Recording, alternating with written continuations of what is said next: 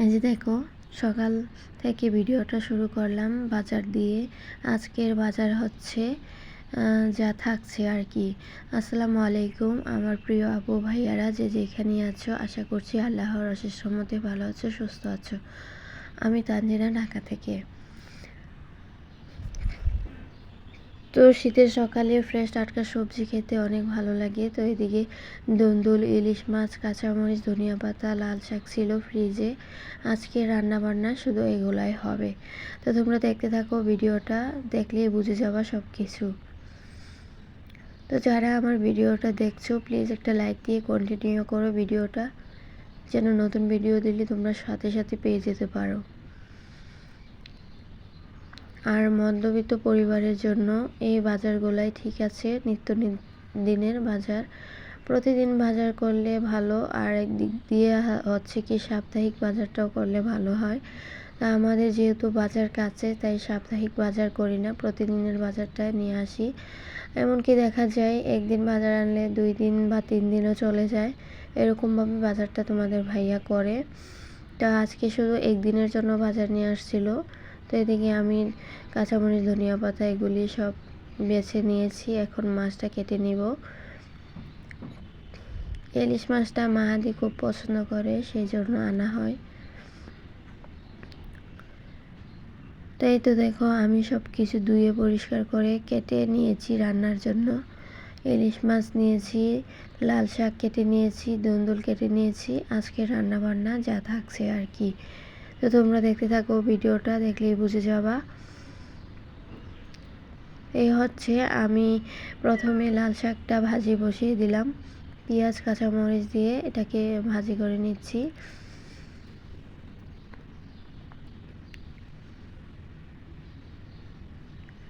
তো আমাদের মধ্যবিত্ত পরিবারে যেভাবে খরচ কমিয়ে সংসারটা চালানো যায়, আমরা কিন্তু সেদিকে চেষ্টা করি এভাবে চালানোর জন্য। জানি না কতটুকু চালাতে পারি কি, পারবো কি না। তারপরও চেষ্টা করি কম টাকার ভিতরে খরচ করে চালানোর জন্য সংসারটা। তো দেখতে থাকো। এই তো আমার শাক ভাজিটাও হয়ে গেছে।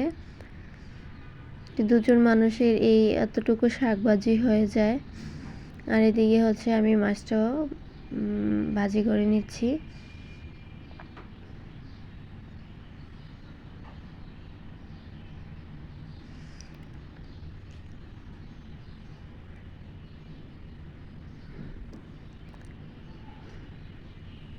এদিকে মশলাটা কষিয়ে দুন্দুলগুলো এখন কষিয়ে নিব। অফ ক্যামেরায় আমি মশলাটা কষিয়ে নিয়েছি। তো দেখতে থাকো।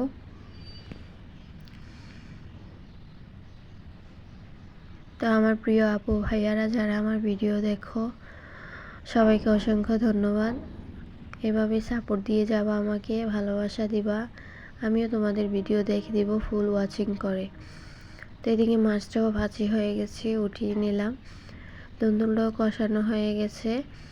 এখন আমি ঝোল পানি সব কিছু দিয়ে রান্নাটা করে নিব। তো যারা আমার ভিডিওটা এই পর্যন্ত দেখে চলে এসেছো, কোনো অংশ যদি ভিডিওর ভালো লেগে থাকে, প্লিজ চ্যানেলটাকে সাবস্ক্রাইব করে পাশে থেকো।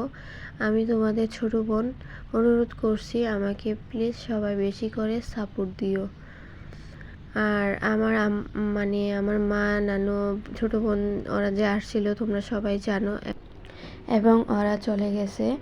এখন দেখুন কি কি এনেছে দেখতে পারছো, সিম, লেবু, হাঁসের মাংস, মুরগির মাংস, দুধ, চাল, আতপ চাল, তারপর হচ্ছে ডিম, এগুলা অনেকগুলা নিয়ে আসছিল। তো সবাই ভিডিওটা দেখে ফুল ওয়াচিং করে দিও। সবাই ভালো থেকো, আল্লাহ হাফেজ।